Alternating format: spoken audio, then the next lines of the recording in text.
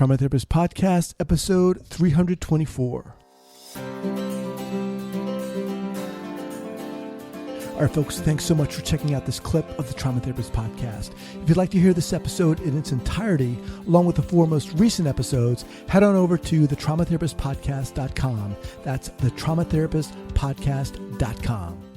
All right, guys, welcome back to the Trauma Therapist Podcast. My name is Guy McPherson, and very excited to have as my guest today, Irene Lyon. Irene, welcome. Hi, thank you. Thank you so much. So Irene Lyon is a nervous system specialist who helps people release their deepest traumas from their nervous system, allowing them to finally heal from chronic mental, physical, and emotional conditions they've tried everything to fix.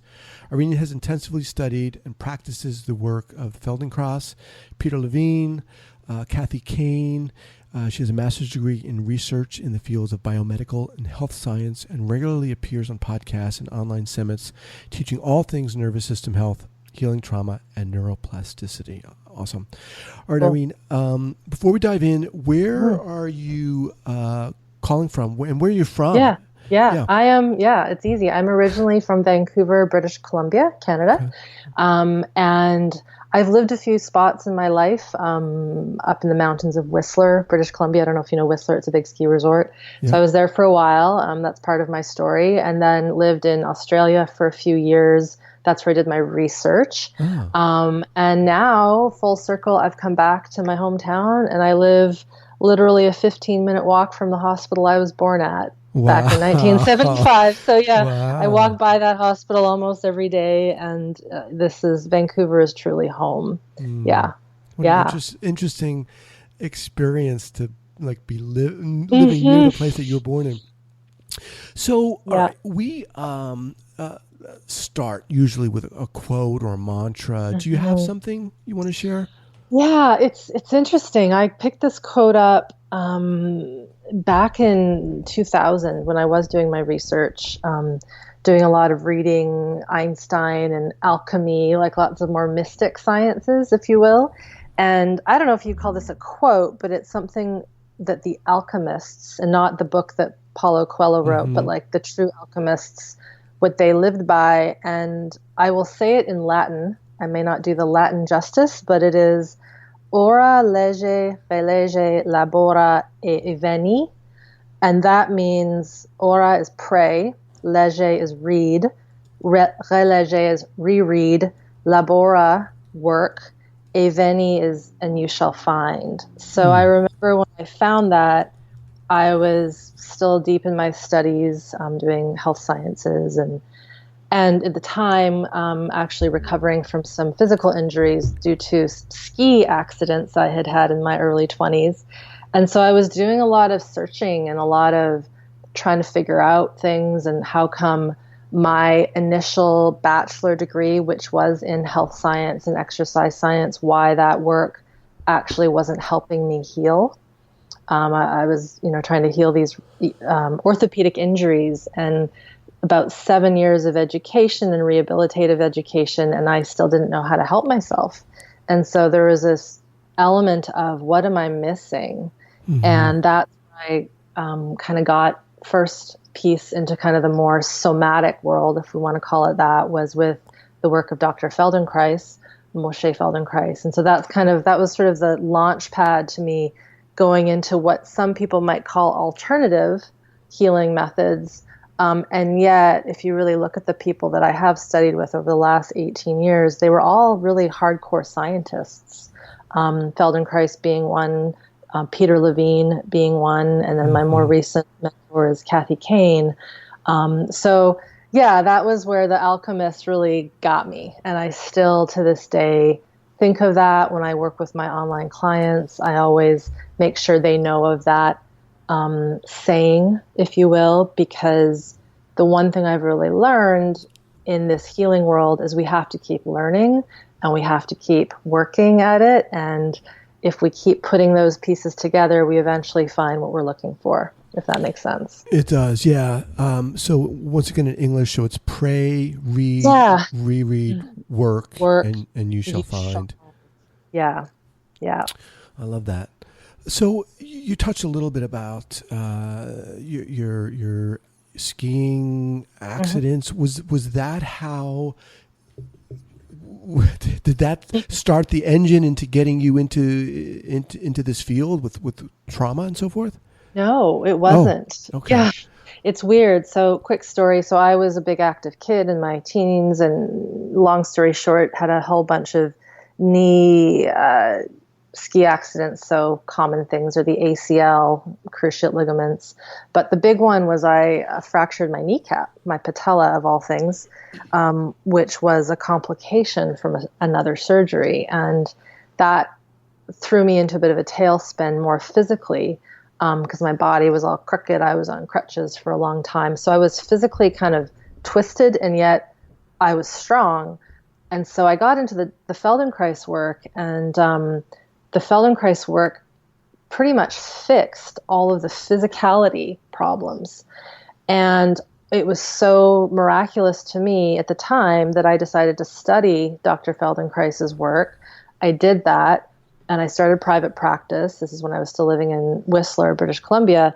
But in about 2008, this is where the trauma piece came in. I was doing my private practice, doing mainly Feldenkrais, and I would say about 40, this is a rough estimate, but maybe about 40% of the people I was working with were getting better in the way I had. Mm-hmm. But there was sort of this 60-ish%, if I'm really honest, to be honest, Guy, maybe 70, if I think about it, that weren't getting better. And they might have a nice experience. They might increase their range of motion. But there was like something that didn't stick. And it's as if they weren't really there. They couldn't sense their bodies. They couldn't take the work on their own. And when I started to look at the histories of these people that weren't getting better, they all had some kind of either highly traumatic experience, injury-wise, accident-wise, or they had had some fairly big, abusive, adversity when they were young, and not just physical, sexual kinds of abuse, but emotional abuse, always having to be perfect, always having to be, top of the class, which is a high strain on a lot of kids. And so I was looking at this spectrum, and I was like, well, what am I missing here? And luckily, when you go back to the alchemy quote, I asked questions, and I just talked to some of my mentors in the Feldenkrais world. And one actually said, you might want to look into Peter Levine's work. And I was like, okay, so I did. And so I got into Peter's work in Somatic Experiencing in about 2008, which is about 10 years now, isn't it? And and I went in knowing I needed to do it because it was really clear that this underlying dysregulation of the nervous system was why these people weren't physically getting better, because their system was essentially in some kind of survival mode. And I got into that work, fell in love with it, and then realized, lo and behold, oh, maybe I do have some traumas in my system that I didn't know about, that were deeper than even my physical injuries. And I grew up in a very loving, caring household. It was just the societal pressures and the expectations, the things that we kind of take as common rule in our Western society. But when you really unpack them, you really see how they stunt an individual's authenticity and their growth and their ability to be real and emotional, right? Yeah. I'm raising my hand here. Well, I'm sure everybody could. And I really stress that because a lot of people get scared by the word trauma. And really trauma it doesn't have to be some big thing. It really is, if I define it in Peter Levine's terms, it's dysregulation of our autonomic nervous system. And right now, I have yet to have met anybody, and this is the truth, in my life, who is fully regulated in their nervous system before they get into this work. Our society just doesn't allow for it. So that's kind of how I got into the trauma work. a lot of the folks I know in that field get into it for themselves. I was kind of the opposite. I got into it for my clients, and then through that went, oh wow, this is important for not just my clients but myself. What was it about, or what is it about you that wanted to do this work? I mean, initially when you were studying the Feldenkrais method, why did you make that jump from having your own experience to saying, you know what, I want to work with people? What was it about, or is it about you? If I'm really honest, I didn't want to be a hypocrite. I had, much to my parents' dismay, they had just put me through almost 7 years of university.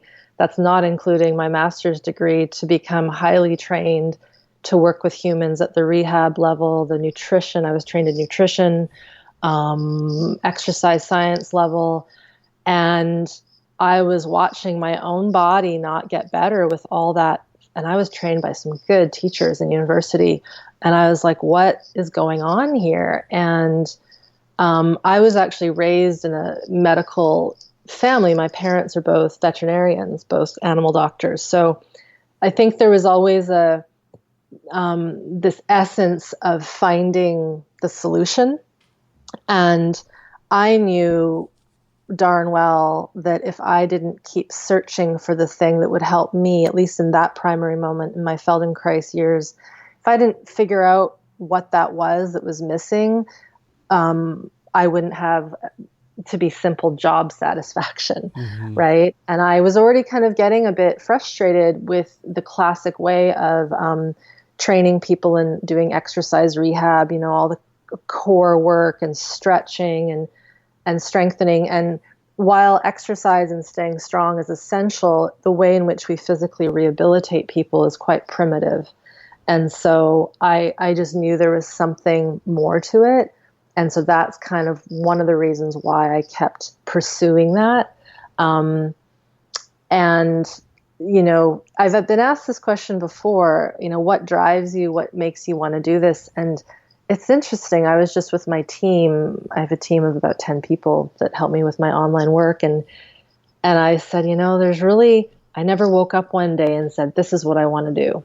Right. I don't want to work with, I want to work with trauma. I want to do this. It was never a choice. I would say that the choice kind of found me, the work found me, and then I just chose to make the decisions that brought me to, you and I sitting here and having these convos. So it's all very strange.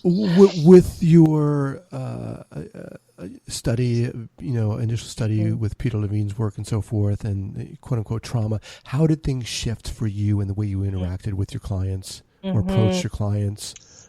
Yeah, that's a big one. Well, are you familiar with Norman Deutsch? He's a Canadian author, psychologist, psychiatrist. Deutsch.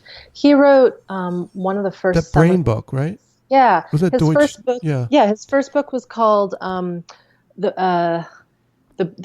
Brain That Changes Itself. Right, yeah. Norman Deutsch, yeah. 2004-ish. And that was sort of one of the best, if not the best, books on neuroplasticity. So the fact that we can change patterns that are deeply, deeply wired. We used to think if someone had a stroke, that was it. You couldn't rehabilitate anything. And we now know that's not true. Same even with spinal cord injuries, Parkinson's, and all these things. And so he wrote that book in the mid-2000s. And then he recently wrote his latest book, which I actually prefer, is called The Brain's Way of Healing. And in that book, he actually talks about Feldenkrais, Dr. Feldenkrais's work. So if anybody listening wants to learn more about Moshe Feldenkrais, I would say that he has 2 chapters on him in that book, is probably the best account of his work. But what he also has in that book is a chapter on what he calls neuroplastic healing. And he dubs it the 5 stages of neuroplastic healing. And when I read that chapter, I would say that a light bulb really went on, in that he outlines the importance of sequencing how we heal. So I'll give you an example. So when I was doing my Feldenkrais work with my clients in my private practice, the people that weren't getting better with the physical Feldenkraisian work, which is quite complex. I'm not sure if you've ever done any Feldenkrais work, but I haven't. Yeah. It requires higher brain functioning because you're listening to an instruction. You have to feel it in your body. You have to process that movement pattern, and then you move. So it's high level. And in the sequencing of how we work, for higher function to be 100% sort of on, if we are living in survival physiology, so if our nervous system, if our sympathetic and parasympathetic nervous systems are kind of chaotic and in disarray, our brain, and not just our brain, but our entire physiology will be consumed by survival. And when we're consumed by survival, we can't think with our higher brain, or we can, but it's kind of half-ass. Right. And so when he outlined, like, before you do more, what he calls neurodifferentiation, that's the 5th stage of neuroplastic healing, which is Feldenkrais work. So before you could do this higher level neuroplastic healing that's neurodifferentiation, you must work at the lower levels, and he calls it neuromodulation, which is where you're basically learning how to regulate your nervous system and not be living in a state of threat all the time. And so what I realized was like, oh, this is why out of a class of 10, 5 people leave feeling lovely and they keep it, and the other 5 are confused. They think they might have got something. They might have a little better flexibility, but they come back the next week and nothing has changed, right? Nothing has stuck. Am I making sense? Yeah, it makes great sense. I think it's a great illustration too. Mm-hmm. Mm-hmm. So these folks, well-meaning, and this is where, if you talk to a lot of people now, and I'm being very general, they've tried diets, they've tried yoga, they've tried meditation, they've tried positive thinking, so positive psychology, gratitude, all these very higher, we would call them higher brain behavioral modifications, and they come up short. They might get better for a little bit. It might help them strategize, cope, and manage. But if their underlying stress physiology, it's more than the brain, it's actually how our neurophysiology responds to our internal state and to our environment. If that's still on fire due to past adversity, trauma, stress, never being able to be yourself and having to protect your system, if that's still running the front of the bus, we can't be higher brain. And so when I read that chapter, what made sense to me was, this is why now when I work with my clients and we take the time to teach them how to regulate, how to become more safe in their system, they then can take on the higher brain stuff with ease. It just kind of comes like easy.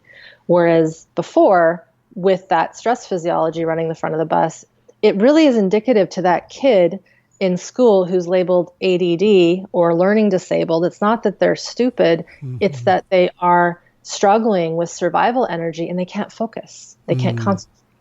And this is the same with adults. If you have an adult that is highly stressed or is still stressed from, past early traumas, they'll struggle in life. It'll be hard to get things done, to get motivated. We hear the word resistance all the time, right? Mm-hmm. I've got all this resistance. And often that resistance, that lack of motivation, that malaise, that fatigue, that anxiety, it is, and I'm pretty confident now because I've done this enough, it is that unresolved traumatic response, or to be more appropriate, traumatic responses that are still sort of sitting in their cellular system, if you will. I mean, you can just imagine people going through, trying different things to heal themselves and things not working, and then turning to addiction or getting depressed and so forth. And the other side of this coin too, I mean, thank you so much for that explanation, is such a great argument, if you will, for, new clinicians, people just starting out to learn trauma, to learn trauma-informed interventions and modalities and so forth. Let's share with us an early clinical error, because everyone has them. I'm sure you've had some. Where I screwed up. one. Yeah. Because I'll be transparent. You sent me this question, so I was like pondering that. And it's almost, it isn't one person per se, because I could think of some people that, they could have done this better, that better. It's more of a kind of this, it's a theme. And so this is the theme, and that's that you get people coming in, whether it's my private practice or my colleagues' private practices or my online work that I do. And if someone thinks that just showing up at my office or someone's office or doing an audio exercise is enough, so they do it and then they leave, but then they don't integrate that into their life.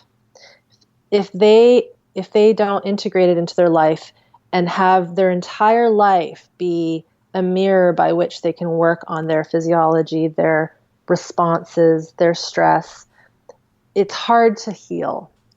And by that I mean it's kind of like this all or nothing thing. And when I was young in my career, I was a little more afraid to say it how it is, like to be a bit more of that hard-nosed, like if you don't change these elements in all of your life, it really isn't, it's not that it's not going to make a difference, but in essence, it kind of isn't. And some of the more primary examples I'll give is, we'll have someone come in who is chronically ill. Let's say they have fibromyalgia, and which is, as we're learning, basically a dysregulation of the nervous system, and which is due to early traumatic stress that was never treated. And so you have this individual, and so we do really good work together. We might work on their stress physiology, bringing their survival energy down, teaching them how to feel that in their body. Maybe there's some specific events, maybe a car accident, maybe it was abuse, and we work on that in the office. If they then go back to their current life that has been set up based on their wiring, meaning they have, let's just say, an emotionally shut down partner, or their children who are, say, adults, walk all over them. They don't know how to set boundaries. Maybe they have kept a job that is soul sucking and doesn't give them enough time to rest. All of these things, maybe their dietary changes don't change. So many things. So they just go back into that world that was created as a result of their early traumatic patterns. If that world doesn't change, and this is going to sound harsh, but it's kind of true, there's almost no point in doing the work. And the reason why I say that, and I'm becoming more comfortable saying it, is we want people, I want people to do their best, and I want to give them the benefit of the doubt that they can take that tough love, if you will, that harsh reality. And it's hard, it's hard if you're a person in your 60s or 70s and you're sick and you have a very set way of living, and to extricate yourself from that might be financially impossible, let's say, or you have children, these sorts of things. So it's kind of like this all or nothing. And if you go into this work, it really requires an entire lifestyle change. And then the other one that I'll speak to is I'm starting to mentor more colleagues. And because I think a lot of people that listen to your podcast are in the therapy realms. And what I've seen too, and I'm getting a bit more brave at speaking out about, is if you are in the work, if you're doing this work with your clients, right, it is essential that you yourself are in the work too. And I'm blessed that my current husband is also trained in somatic experiencing. He got into it after me. So our way of living and our environment is very much open in terms of being emotionally vulnerable, supporting each other when we're having a hard time, all these elements that we would do with a client, such that we're living that life, that world, if you will. So to go back to your original question about an error or mistake, I don't know if that's a mistake, but more in retrospect, I wish back in my younger years, I could have been a bit more diligent at really almost having an intake with my clients to say, if you want to do this work, this is what's going to be important. And if you know that this isn't something that you're going to change, then either A, we might not be the right fit, or B, would you be willing to consider changing these things? Right. Because it's like, I don't want people to feel that they're, really it comes down to people have to pay for this work. Mm-hmm. And so I don't know if this is making any sense. It's not like a specific, but it's this need to really convey to people, this isn't just 1 hour that you come in, we do work, and then you leave and you forget about it. Like, it really needs to be this 100% green light. And it might mean that every now and again the person pauses from the work, but they're still in it, in a sense, if that makes sense. It does. I mean, what came up for me as you were sharing that, Irene, was this, a lot of times I think when people are starting out, there often is, and certainly with myself, there were a lot of hesitancies around certain things. And it almost brings up this idea of, people get into this field oftentimes because they want to help. And that can mean fixing and curing and stopping the pain. And yes. But what happens when, you said something happened where there was a hesitancy about, you used the phrase kind of tough love. But to me, there's something very open and straightforward in expressing that. That to me is a very interesting kind of transition that a lot of us made. And you said you got to that point where you were able to just speak more openly about that. I found that very empowering. And it's interesting because on the other end of that, oftentimes there is someone, if we're talking about trauma here, people who've been impacted by trauma, who, how are they receiving what you're not saying versus when you're able to explain and open up to them, and it lands differently in a sense. I find it very empowering. I don't know. I appreciated what you shared. Yeah. And I'll add to that. It kind of, it's very adult, right? It's kind of this, when we've got trauma in the picture, we're working with a physiology and a brain that is infantile or in a child state or, adolescent. Like, there isn't full maturity. And this is actually something that Dr. Feldenkrais was very interested in, is what is a full mature human being, and does that even exist yet? And he died a long time ago. He was doing his writings in the 50s. And, one of my big desires, and I've sort of borrowed this from Peter Levine, so I'm going to credit him, is that we as a species, as a human species, stop living in survival. And in order to do that, some very tough discussions and tough healing regimens have to occur. And what you said a second ago about like the danger I see a lot of people getting into when they're doing this work and they want to help people is getting into the avenue or the road, if you will, or the track where you're helping people so that you feel good as a therapist or a practitioner or a massage person or whatever. And it's a very fine line, because when you are doing your work so that you feel good about yourself, it kind of poisons things a bit, as opposed to doing your work with your client and being proud of their accomplishments. It's very much, in university, we learned something called the sick model of health. And there's this great image of this man like in a ditch, and he can't get out of the ditch. And someone's throwing him pills. Like, here you go, here's another pill, try this. And then it's superimposed with another image with the man in the ditch.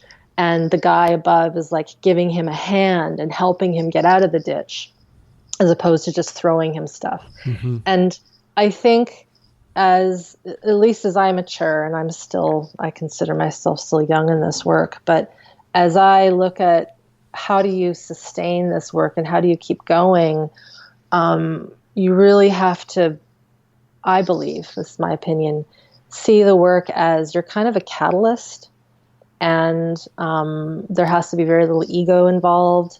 And to do that means being sometimes the tough love person, still being empathetic, and giving people the benefit of the doubt, like hoping and desiring and having the intention that they will take the tougher path that will actually probably give them more ability to become, as I like to say, their own medicine. Like, I don't want to be the crutch for someone. It gets tricky when clients need to see you every single week. And some people do need that because their systems are so dysregulated. But even in that case, there needs to be a good boundary and a good separation that they are also doing their own work when they're not with me or with their therapist. And that's kind of how I actually see very few people one-on-one anymore. I do mainly group work, because I saw how powerful it was when people took the learning and the healing into their own hands, and they had more peer support as opposed to me being that single person that's quote unquote fixing them, if that makes sense. Yeah, I think, does. and I think there's a place in the rooms for fixers. Like, if I had a broken bone, I want to go to a fixer. I want to go to a surgeon that's going to, fix my bone. But for a lot of the stuff around trauma and healing the psyche and chronic illness, the approach I'm seeing is very different. And it's more than just working with people and helping them feel better. It's getting them to learn how they can make themselves feel better, if that makes sense. It does. Yeah, I mean, we can go on and on with this. I know. And I really enjoy talking with you. I just want to remind everyone that I'm speaking with Irene Lyon. Her website is irenelyon.com. That's IRENELYON.com. Let's talk about, let's kind of segue into what it is you do. I mean, I'm looking at your website now, which I love, by the way. You have programs, you have free resources, you have events. Let's talk about, pick something out that you can share with our audience. Yeah. Well, like I said, I don't do very much private work anymore. If I do, it's mainly with practitioners who are needing consultation and their own sessions. And what I'm mainly focused on now are my online programs. So that kind of came out when I was with my private practice people. I would send them home with audio lessons that I had recorded, just guiding them through their nervous systems, being able to sense, feel. And at the same time, I was also doing a lot of lectures and talks, teaching people like detailed information about their nervous systems and how stress comes in and how the biology responds. And so over the course of about, I'd say 3 years, give or take, a few months, I started to amass all that content into an online program. Okay, just to be sure, these are programs for what? For clients, people? Okay. Yeah. Okay. So it was kind of like when I was first starting it, it was just an experiment. I didn't really know what I was doing.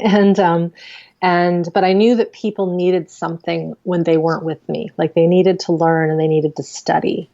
And so I started creating these audios, these handouts, articles, videos. And then over the course of about 3 years, I put them into a more formal online program that is now a 12-week program. It's called Smart Body, Smart Mind. And we just finished actually a round. It's the 7th time I've run this 12-week program. And people basically go through, it's really like going to a university course in some ways, in that you show up each week for an online lecture. There's Q&A calls, so it's like going to your tutorial.